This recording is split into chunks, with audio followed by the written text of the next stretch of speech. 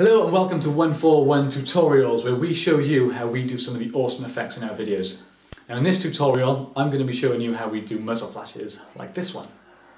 A few of you have been asking us how we do certain things in our videos, such as muzzle flashes, blood hits, and like where we get all of our props, weapons and costumes and stuff from.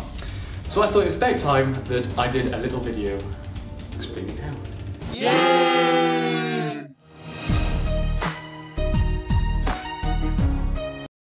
Right, so first things first, you need your footage of yourself or a friend shooting a gun. Now if you don't have a gun, don't worry, you can just use your hand. It all works the same, like we did in one of our videos, like this. If you haven't seen that video, see it. Okay, as for the muzzle flashes, I recommend that you head over to videocopilot.net and purchase a pack called Action Essentials 2. If you are a low budget filmmaker, like me, then it will be the best money you ever spend. Trust me. Muzzle flashes!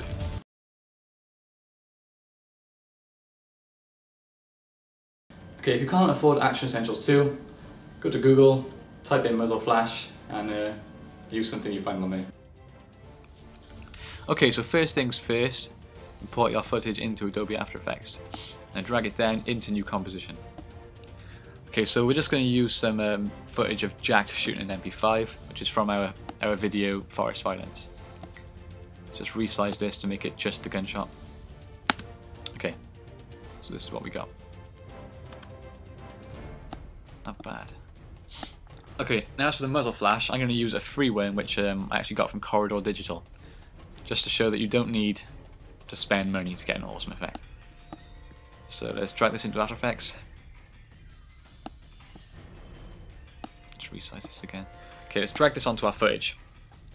Obviously it's got a black background, so we right click on the muzzle flash, blending mode, screen, which gets rid of the black. Okay, now let's just adjust the size of the muzzle flash. You normally want to have it slightly smaller than the gun itself. That normally looks about right, in my opinion. Okay, so let's get to the point where Jack actually pulls the trigger. So this will be the first point that the muzzle flash appears. That's about right. So let's just drag this back to that frame. Okay, now the muzzle flash won't appear until Jack pulls the trigger, like this. Okay. I'm going to right click on this, again go blending mode, and I'm going to go add, which as you can see lightens up the muzzle flash a little, and in my opinion gives it more of a realistic look. The edges look a little fake in my opinion, the muzzle flash, they look a bit obvious, so I'm going to go Effect, Blur and Sharpen, Radial Blur, which sort of gives the muzzle flash a glow. So let's go Type, set that to Zoom, and then grab the center, place that in the center of the muzzle flash, and then just sort of play around with the amount until it looks right, in your opinion. I usually go somewhere around 150, normally looks right to me. That looks good. Okay, so now we have a more realistic looking muzzle flash. Okay, once you're happy with that and the size, go to the layer, hit T on your keyboard, brings up opacity, hit the stopwatch, make sure it's on 100%, go forward a frame, take the opacity to 0, go forward 2 or 3 frames, bring it back up to 100. You're going to repeat this all the way through the muzzle flash. So 1 frame, the opacity is 100%, take it to the next frame, bring the opacity down to 0, go forward 2 or 3 or however many frames, bring it back to 100. Then repeat this all the way through. I'm just going to skip through this because it takes a while. Wow, look at me go.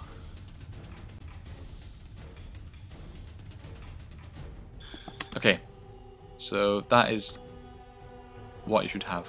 My max stops going so slow. You should have something that looks a little bit like that. Okay, now that looks pretty cool, just like that. But you want to add a smoke effect, which really makes all the difference. Gives it that realistic look. Again, this smoke effect is from was free from Corridor Digital.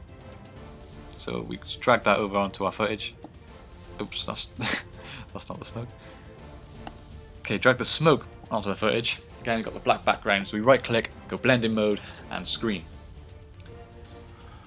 Okay, let's just get this in the right place and get it the right size. You want the smoke to be slightly bigger than the muzzle flash so it stands out. I'm going to go light in, which again gives that realistic look in my opinion. Okay, so let's just put the smoke layer to the point where the muzzle flash starts, and make sure the smoke layer is underneath the muzzle flash layer. It's quite important, otherwise it looks stupid.